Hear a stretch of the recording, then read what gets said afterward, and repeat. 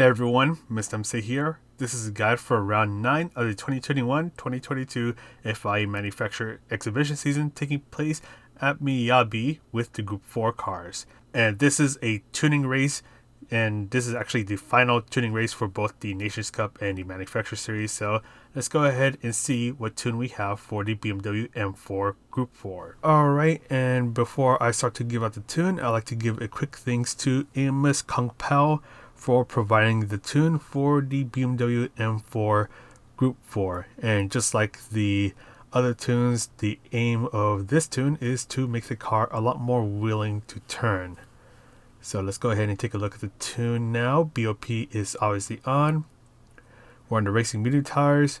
Brake balance is at +2 or 2 to the rear to try to be a bit easier on the front tires, especially as the front left tire is going to take a bit more of a beating in the Miyabi race. So taking a look at the ride height, same as the other tunes, the front of the car goes all the way down, the rear of the car goes all the way up. The natural frequency is going to go all the way up for both sides of the car. Anti-roll bars all the way up for both sides of the car. The damping ratio compression is going to be 56% for the front of the car, 57% for the rear of the car. Rebound is going to be 90% for the front of the car, 89% for the rear of the car. For the camber angle, it's going to be 1.3 degrees for the front of the car, 2.6 degrees for the rear of the car.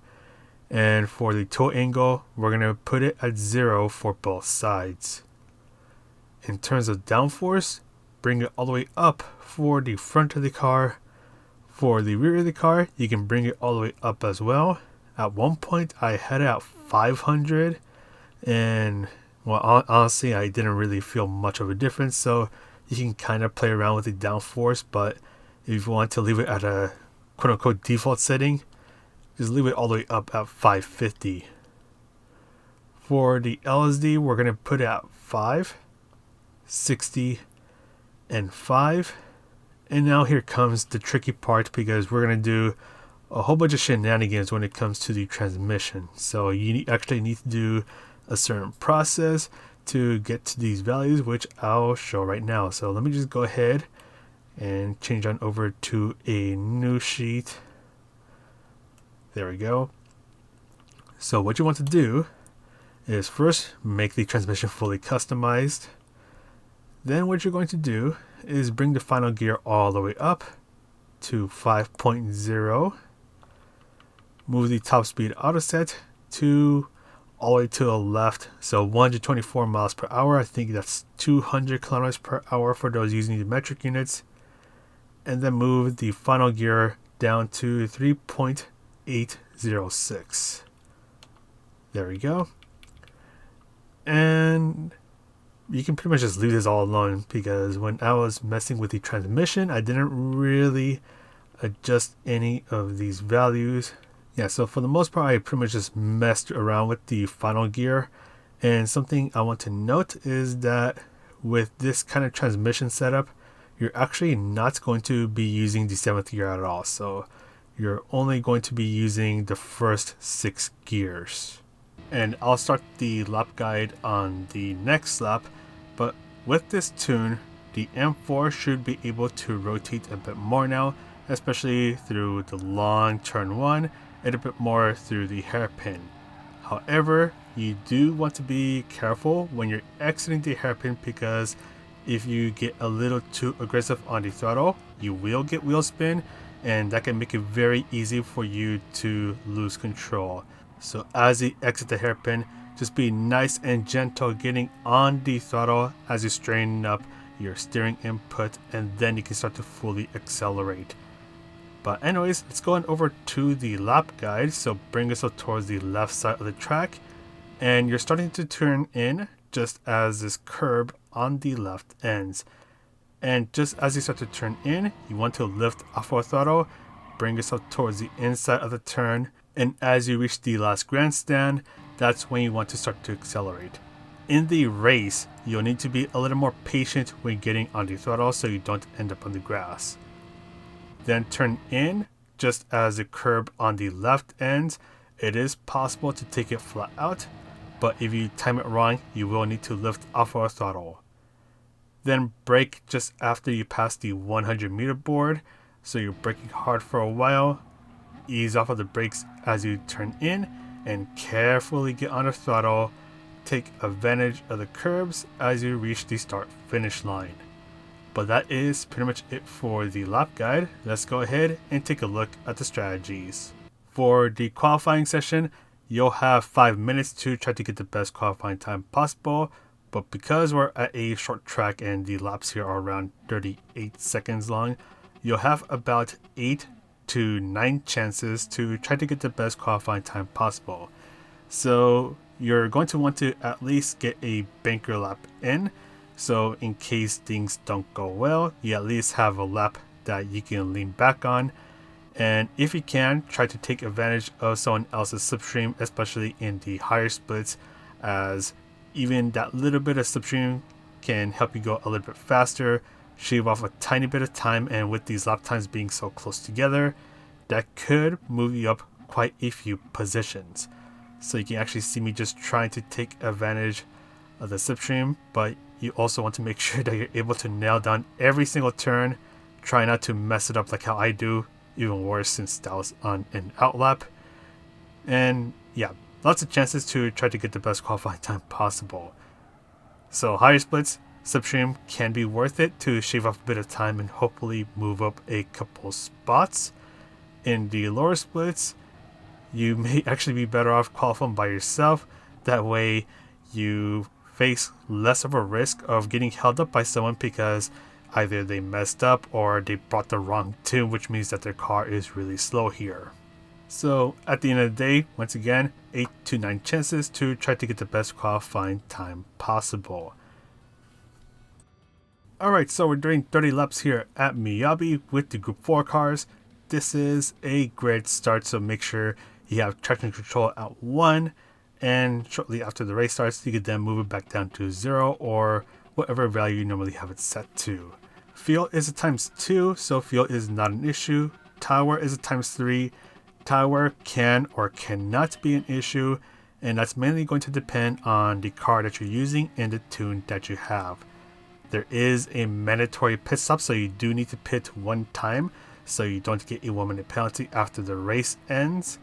And make sure you don't pit at the end of lap 30 because that's not going to work. And with this mandatory pit stop, it's optional to go for a tire change. So if you don't need a tire change, then you can just say no tire change and move on with your day.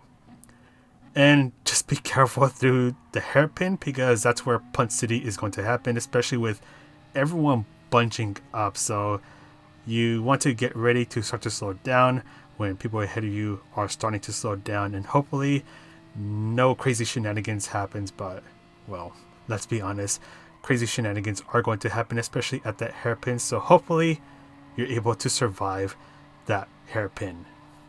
And with everyone being so close to each other, there is a pretty good chance that there's going to be a lot of fighting going on. So chances are that if you start to engage in long battles or a lot of battles, you do risk losing a lot of time. So you want to be careful about that. People can get argy-bargy, kind of like how I did to our friend Equus. If you're watching this video, sorry about that. But yeah, a lot of people are going to get argy-bargy because it's going to be pretty hard to get a pass done here at Miyabi.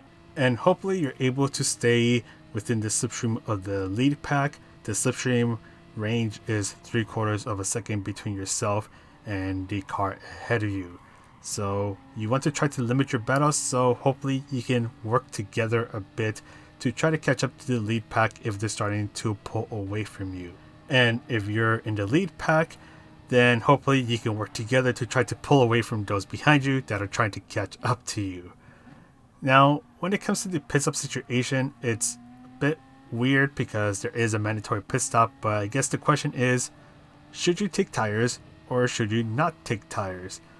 And the answer to that is, it depends. So as I mentioned earlier, if your car or tune or both are really bad on the tire wear, then it may be better to go with a tire change. But if your car and tune are good on the tires, at least good enough to make them last all 30 laps, then you can just say no tire change when you go into the pit stop, so you spend less time at the pit stop. So there's going to be pros and cons of changing tires and not changing tires. If you change tires, the pros are that you of course get a new set of tires, so you can go at your full pace once again, get the best times possible, especially now that you used up a bit of fuel along the way.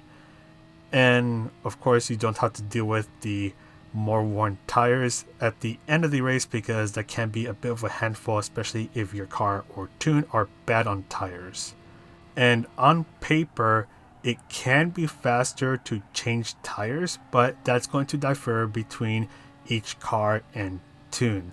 So some cars, they may not benefit as much with the tire change, while other cars will benefit from it. But here is the issue with changing tires. It'll cost you an additional 2 to 3 seconds. And that means that your pit loss will now go from 15 seconds to around 17 seconds. And those 2 seconds can be a massive deal, especially at a small track like Miyabi. So with those 2 seconds, that can potentially mean that you will lose a spot or two or multiple if there's a lot of people close to each other. And overtaking here at Miyabi is not that easy.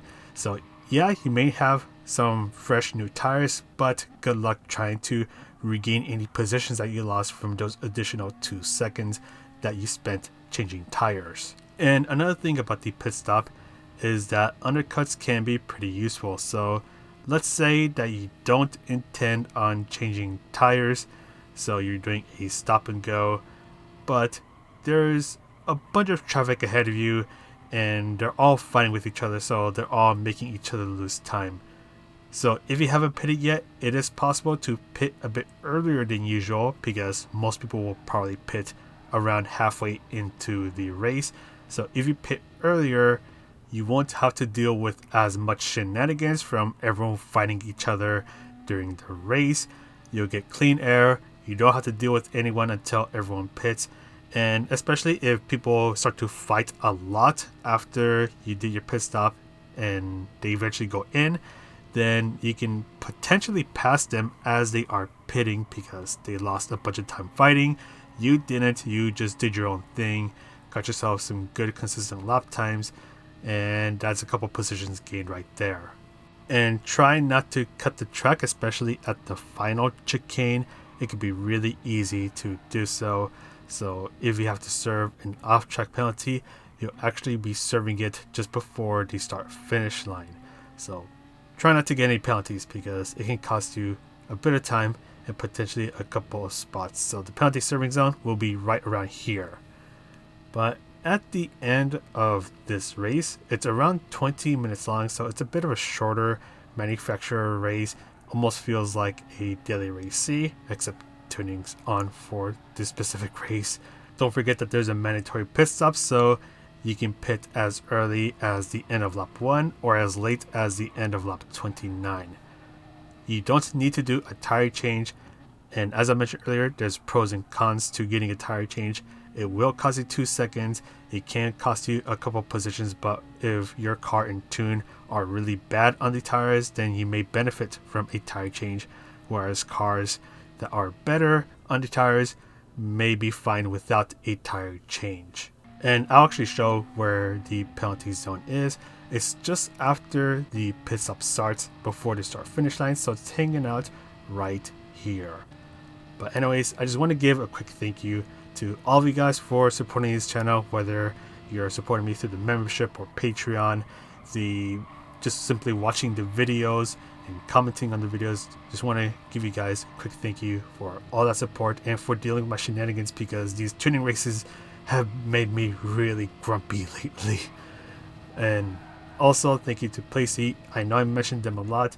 They gave me the Playseat challenge. It's been an awesome experience so far. Really comfortable seat to use. And also thank you to the generous viewer that gave me the Fanatec CSL Elite set. Still trying to get used to it, but so far it's been a really fun experience. But that's all for me. This is Mr. MCA wishing you guys a good race, and I'll see you in the next video.